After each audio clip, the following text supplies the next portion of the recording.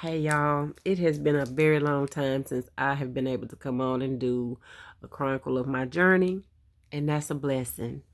So I'm gonna try to make this super quick because it's so much to pack in, but it's 12:30 and I don't want to do it too long. So today is um April the 5th. Well, now April the 6th. Anyway, so I've been to several doctor's appointments. I got a lot of things going on behind the scenes that I'm trying to manage. So as it pertains to the cancer journey, so we got a couple things going. I decided that on my last visit to Dr. Higdon, I decided I did not like my implants. And I had a couple conversations with some females who've had implants done, and they are happy. They are definitely happy with their results. But for me, I feel like at the beginning we couldn't really tell because everything was so swollen. And now that the swelling is down and everything is just kind of what it's gonna be, I'm not really happy with the outcome. I feel like they should be a little bit more plump. So we had the conversation of what I have options to do.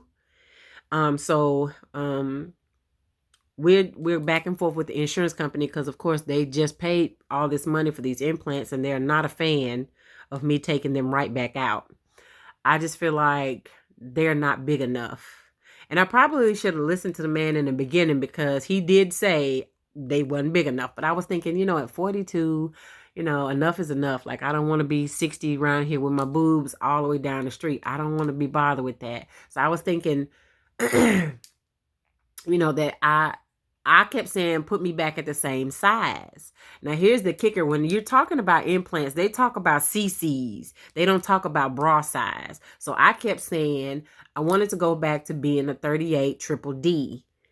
And he kept saying, I can't measure that how many CCs is that? And I was like, I don't know. So when we had the expanders in there, we put X amount of cc's in there, and I thought that had gotten me to the size that I wanted, and I thought that was going to be big enough, but probably should have went a little bit bigger. uh it's I don't know. It's okay. Now, the bras that I have, my goal was to keep the bras that I have because I buy very expensive bras. I like a good bra. I mean, with the underwire, the padding, the triple loops on the back. Like, I need the good stuff. You know what I'm saying? Because you can't hold the girls up with that one little band in the back. What we gonna do with that? They ain't gonna do nothing. So I wanted the triple thing. So anyway, long story short, I said I wanted to keep the bra size that I had. So now that the dust settled and the smoke is cleared, I feel like they're not big enough. I just feel like they could have been a little bit bigger. So the choices that we talked about that he knew for sure the insurance company would cover is taking fat out of my belly and putting it into the top of the implant.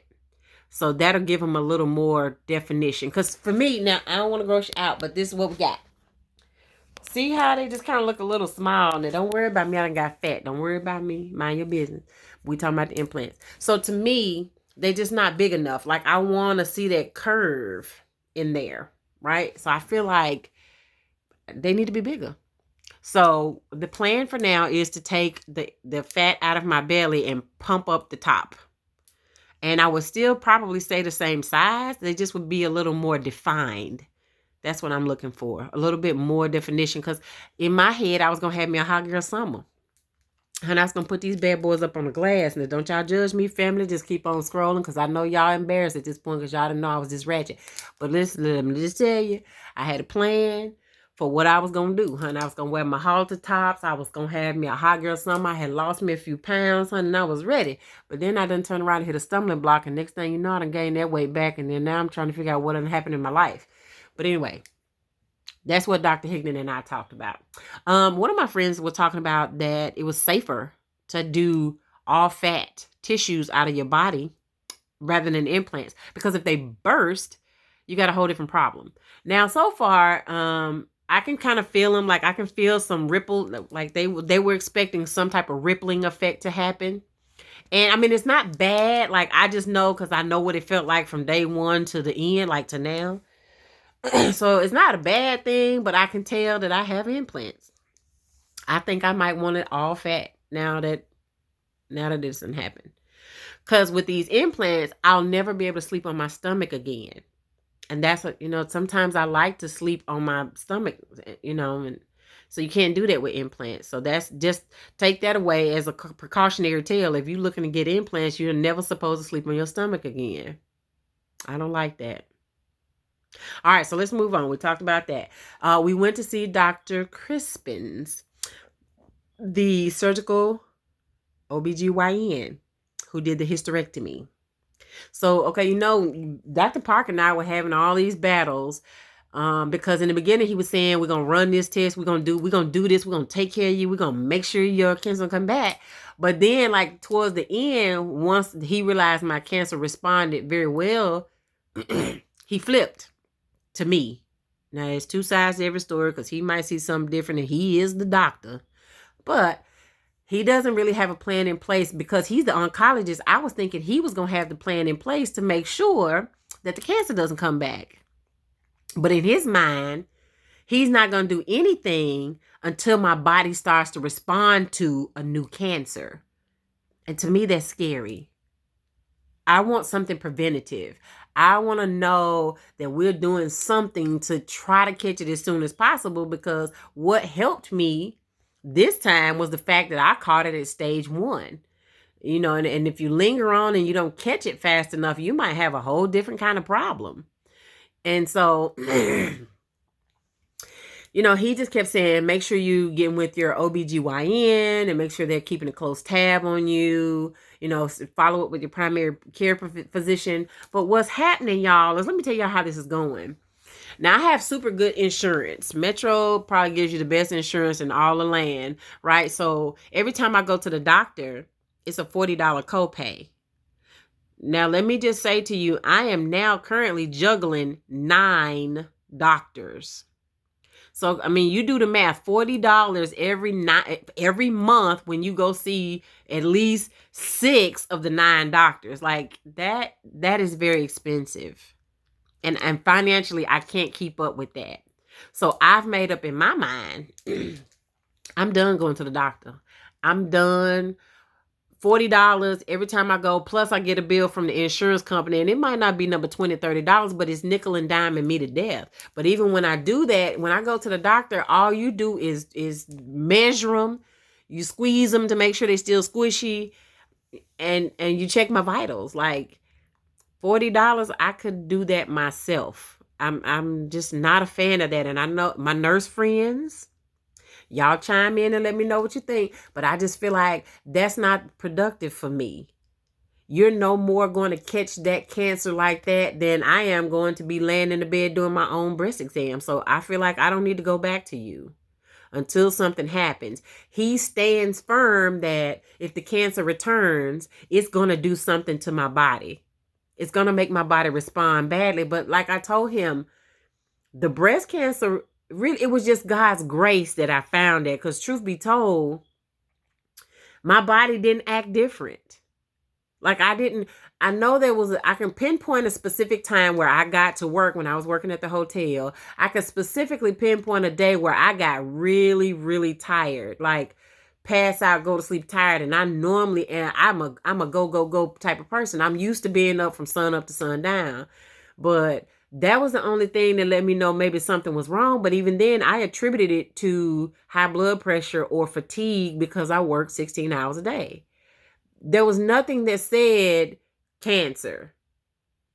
So when I found the lump is when I had a red flag. But just imagine had I not felt that lump. Like imagine I just kept going on with life and would have never felt that lump. Like that's not helpful. And he was the one talking in the beginning about all these different measures he wanted to figure out and make sure that we caught the cancer when it came back and caught it early. But he's now very adamant that my body will start to react funny. What is funny? I'm wrestling with, is this oh shit, the cancer's back, my body tripping funny? Or is this it's normal, you 42, it's cool. Like, I don't know what I'm measuring. And that's a problem. So I'm kind of mad at Dr. Parker. He's my favorite. We have good conversation, but now I'm mad at him. Excuse me. So I go to Dr. Crispin. Dr. Crispin and I had a great conversation. I was a little bit kind of thrown off that she didn't do like an ultrasound after the surgery because I had missed because of the COVID, because of the weather. Like we had a whole bunch of series of things go on where I had the surgery and didn't get to follow back up for my post-op. By the time I finally got over there for my post-op, I was a little disappointed that she didn't do an ultrasound. I feel like one was necessary. You just did a surgery on my body. You don't want to look in there and make sure all the parts are still in there and y'all didn't leave a scalpel. Y'all don't want to do nothing about that. That's a problem. Pray for me. So what she did do is offer me something called a CH-125 test. Now this test is a catch-22 because it is no real determination of if cancer is present. It is a test typically used when you're going through chemo because your levels should be declining as you are going through chemo. Well, they never did that while I was going through chemo, so now I'm mad at that. But Dr. Crispin said about every 6 months to a year, CH-125 tests could be useful should the cancer return. The problem with the CH-125 test is it's not conclusive. Am I saying that word right? Am I in the right space with that word? Because my levels can show perfectly normal and my cancer can be in there metastasizing and grabbing up all it can grab. The reverse to that is it can show my levels being extremely elevated and they can go in there and find absolutely no cancer. Reliable. That's the word I'm trying to get out of my brain.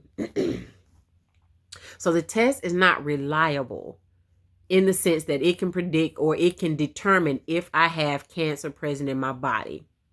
My nurse friends, y'all chime in. What I walked away with the understanding of is everybody has some level of cancer dormant in their body. So when you take a CH-125 test, it's always going to have some type of gauge.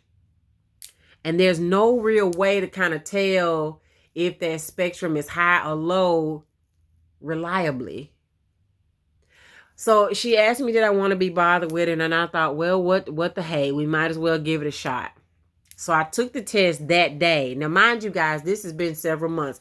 I have done a chronicle of my journey at least twice, and Facebook doesn't allow me to post it. I don't know why. So I just figured when I got off tonight, I'd try to catch y'all up on what's going on. So here's where we are, because this was months ago. I just kind of been dealing with it all this time. So we took the test, and my levels came back normal. And so that kind of gives me the false sense of hope that I'm okay. Nothing is reacting. Like, I mean, I have a lot of pain. Now, here's another thing you got to take away from this cancer. So I guess that's all I can say about the CH-125. We don't know. I took the test. My levels came back average in the middle. But that didn't help me determine if the cancer's back. So I don't really know what to do with that. So I'm just going to push pause right there. Let's figure that out later. I don't know. The other side to, damn, I forgot what I was going to say. The other side to this cancer thing, I don't have a lick of energy. And it's not because I work 16 hours. And see, here again, I can say that. But it could be wrong. Am I this exhausted because of the cancer? Or am I this exhausted because I'm old?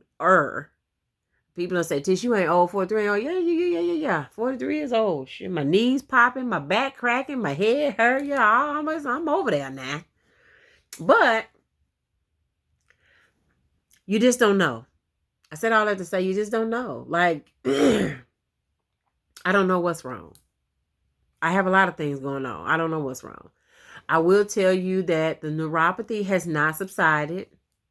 The neuropathy is pretty painful at this point because, like, I could be walking and my feet will catch on fire. Like I stepped on a bag of hot coals with both feet. That much pain happens fast. And so all I can do at that point is try to hurry up and get off my feet. Like I kneeled down at work yesterday to get something off the, I dropped down to my knees to get something off the floor, and the tips of my toes through my shoes hit the ground. And when I tell you I wanted to cry at work, I couldn't cry because I couldn't let these people see me in that much pain. But like I held it together. Now y'all know I'm pretty tough. But I'm telling you, that is the worst pain.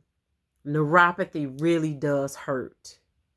And I mean, I stopped taking gabapentin. I stopped taking all these different medications because I feel like the medicine is not really beneficial. So there's no need in pumping my body full of medicines that's doing nothing. I asked him about switching medicines because I'm in this cancer support group. And in the cancer support group, the lady says she takes something else. I asked him about said medicine, and he said it's the same as the gabapentin. Gabapentin ain't working. I can take a hot shower and too much water can hit my feet and I want to cry. It's horrible. It's, and I don't really know what to do. I can't be barefooted anymore. And I'm the type of person, I love to be barefooted, or I love flip-flops. But if something touches my feet or touches my toes in particular, it's the worst pain you would ever think. Like real fast, feel like you're burning up, your lightning struck and knocked you right in your toes. It's horrible. But we don't know how to fix that. So that's a lifelong pain that I have to endure because of the chemo. It did a lot of nerve damage. So I just have to eat that bullet. I don't, let me see. What else can I tell y'all? We still have the plans. Oh yeah, let's talk about that. The plans for the CH125 is, of course, every 6 months to a year. And there's no other way to do it other than to take repetitious visits to your OBGYN and all of that stuff. All of those pap smears and all of that stuff. You get those kind of tests every year. Well, I supposed to go every 6 months. They did suggest that I get all of my doctors lined up at Vanderbilt because it's just easier. And I agree. I think it's smart because Vanderbilt has a network system. So if you go to Vanderbilt at Thompson Lane and you go to the ER, everybody has access to your file that works for Vanderbilt. And that way you're not trying to, excuse me, pass information back and forth. They can just go log in. So I'm currently working on getting a OBGYN at Vanderbilt. So if y'all have any suggestions, let me know. And I think, let me see. I think I covered it all. I think I have anything else. If you guys have any questions, drop it in the chat. What I will, drop it in the comment section. What I will say is, ladies and gentlemen, you got to go get your mammograms. You've got to go take care of yourself. I cannot stress to you enough that if you would have said this to me 2 years ago, I would have thought you was lying. I would have thought you was straight up crazy. Like, not me. You have got to take care of yourself. Come hell or high water, you got to do what's best for you.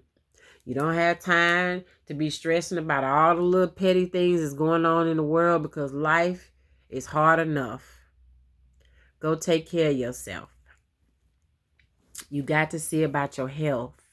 And you can't live with the facade that it won't happen to you. Don't make that mistake. Please go take care of yourself.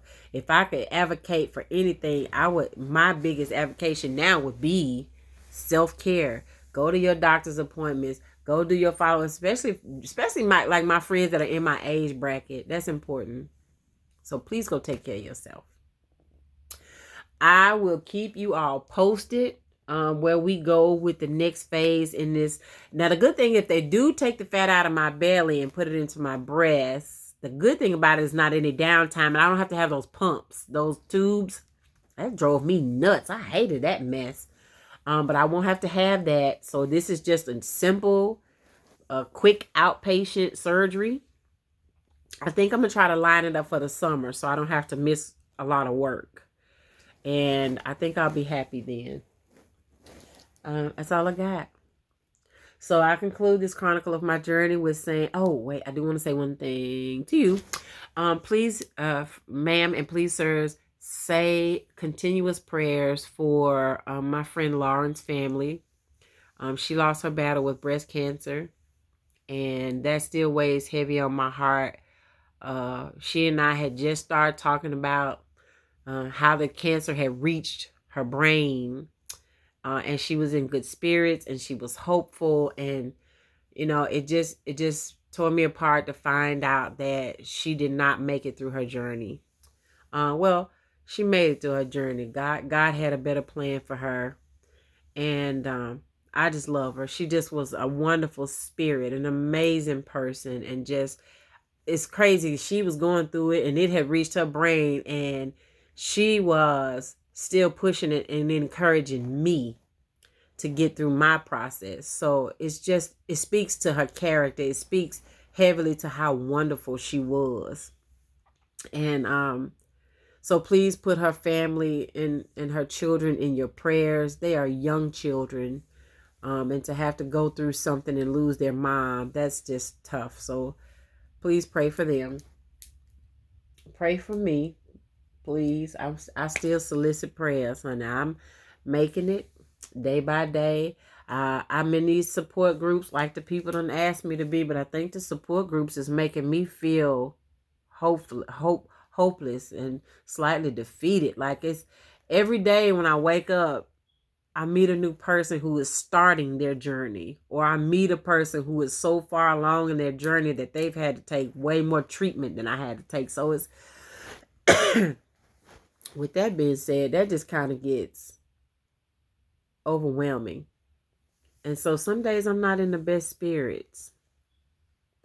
I try to stay at bay when I feel like I'm about to slide over into Dr. Jekyll and Mr. Hyde. So I try to get on over here and mind my business. But, it's just a lot to have to carry those thoughts in your head and still deal with the life that you have to live. You got to still keep pressing on. And some days I don't want to. Some days I don't want to be bothered. Some days I don't want to press on. I want to lay in my bed and I want to beg God and plead God for the multitude of things that I be asking him for all day long. And some days I wake up and I would live in fear. And I know Dr. Park said that was going to happen, honey, but I tried to avoid it. I can't always avoid it. I just do. I wake up in the mornings and I thank God, just please, Lord, just let me see my son graduate. Like, I really want to be a grandma one day, like in the long run, not right now. But Lord, please let me see my son get through college. Like, let me please get him on a, a standard, solid ground before you take me away. And then some days you got to grapple with the fact that he just might say no. You got to be okay with his no. You got to be all right if he tells you that's enough. And some days it's hard to swallow. So, mental health is changing. My physical is changing. My energy is changing. Like, a lot is happening. And I can attribute it to the cancer. Like, a long time ago, on several videos back, I had talked to y'all that chemo kind of makes you a grouch. Chemo makes you very mean. And you might not mean to be mean. You might not even notice that you're being mean, but chemo does something to the mindset. And you'll be so far in the I don't give a damn land, honey. You'll be around here acting crazy and talking crazy. You ain't blink twice. Well, I hope the cancer ain't back, because I'm so far and I don't give a damn land. It don't make no sense.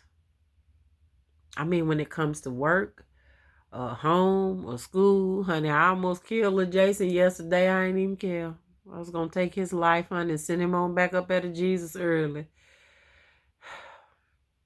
So y'all pray. Pray for mental stability. Pray for just peace and calmness, and pray for healing in every aspect. And then y'all go take care of yourself. I think it's horrible if you watch me go through this transition. If you watch me go through this journey and you don't take care of yourself, I think that's horrible. I'm begging you to take care of yourself. Go see about yourself. As they say, you should learn from my mistakes. And so you should be out here taking care of yourself. Please go take care of yourself. Please do. So much life. Life is so precious. There's so much to offer. And if you don't want to be a part of this wonderful thing we got called life, it's not good. You got to change what you got going on. Anyway, I've talked enough. I love you. Have a good night. Remember our prayer targets. And go get your mammograms. Go check on yourself. I love you. Good night.